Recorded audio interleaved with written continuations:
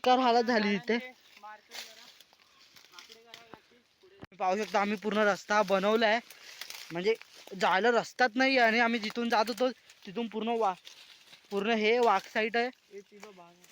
त्या आरुषने पूर्ण रस्ता आपला बनवलाय. आणि आरुष आणि तो कॅम्पला वगैरे जातो, त्याच्यामुळे आरुषला ह्या लोकांना शिकवलंय म्हणजे क्रॅम्पमध्ये कसं करे, तुम्ही कसं फसला वगैरे. तर आरुष असंच तुम्हाला शिकवतात ना रे? आरुषने पूर्ण रस्ता बनवलाय. मी एवढा रस्ता असा बनवलाय ना. हा रस्ता कॅमेरा ओला झाला कारण आम्ही एवढं हे करतोय, तर पूर्ण घामामुळे ते कॅमेरा हे झाला. पण पूर्ण रस्ता हे बेकार आहे.